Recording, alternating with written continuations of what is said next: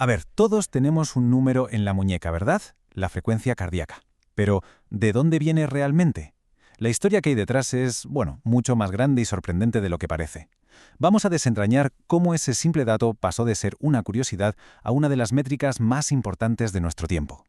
Claro, hoy en día cualquiera con un reloj inteligente o una pulsera de actividad lo conoce de sobra. Los latidos por minuto. Parece algo supermoderno, ¿no? Una herramienta para optimizar nuestros entrenos, nuestra salud.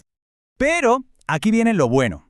Lo que es increíble es que su origen no tiene nada, pero que nada que ver con el fitness ni con la búsqueda del bienestar personal. No. Su historia empieza en un sitio mucho más crudo. Empieza donde medir el cuerpo humano era una cuestión de vida o muerte, una cuestión de estrategia nacional.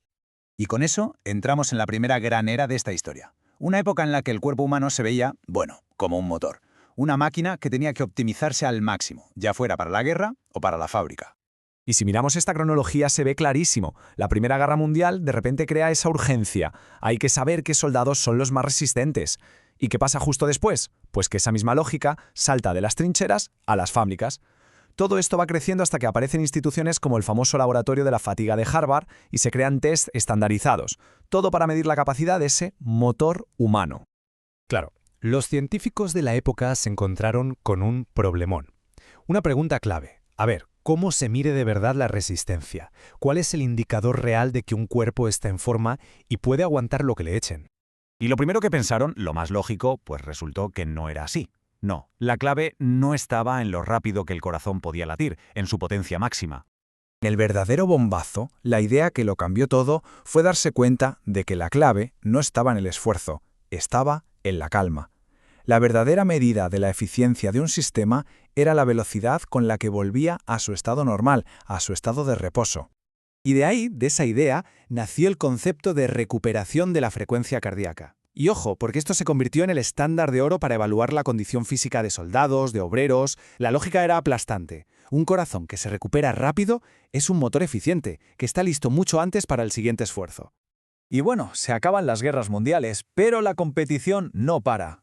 Simplemente cambia de escenario. Se traslada al estadio. Entramos de lleno en la Guerra Fría, una época donde cada medalla olímpica era una declaración política y el atleta, pues era un auténtico símbolo nacional. Y fíjate, la mentalidad era exactamente la misma en ambos lados del telón de acero. Para Estados Unidos y para la Unión Soviética, una medalla de oro no era solo deporte. Que va, era la prueba de que su sistema, su ideología, era superior. Y claro, esto provocó una inversión brutal, sin precedentes, en ciencia, todo para optimizar al máximo el cuerpo del atleta. Y claro, los laboratorios se convirtieron en auténticos centros de alta tecnología. De repente teníamos ergómetros, cintas de correr, todo tipo de aparatos para medir al atleta de forma súper objetiva. Se estudió cómo afectaba la altitud, pensando en los Juegos de México 68, el calor, y por primera vez la investigación se abrió de forma sistemática a las mujeres y a las personas mayores. Se empezó a entender que la fisiología no era un modelo único para todos. Y de todo ese torrente de datos y estudios surgió una idea que de verdad lo cambió todo. El deportista es un individuo, no es un promedio. Los científicos se dieron cuenta de que las fórmulas generales, los café para todos, pues no servían. Cada cuerpo respondía de una forma única. Y ese fue ni más ni menos el nacimiento del entrenamiento personalizado. Y con esa idea de la individualidad, saltamos a nuestra era, a la era digital. La tecnología da un paso de gigante y el foco cambia radicalmente. Ya no se trata solo de medir lo que el cuerpo hace por fuera, el rendimiento externo, sino de intentar decodificar lo que pasa por dentro, el estado interno.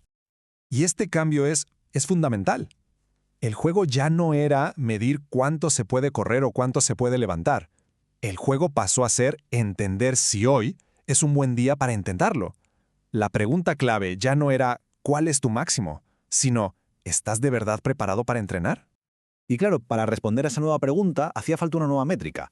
Ya no bastaba con la frecuencia cardíaca, o sea, con la cantidad de latidos. La clave, la joya de la corona, pasó a ser la variabilidad de la frecuencia cardíaca, la VFC, que en esencia mide el tiempo exacto que pasa entre cada latido. Es pasar de medir la cantidad a medir la calidad de ese ritmo.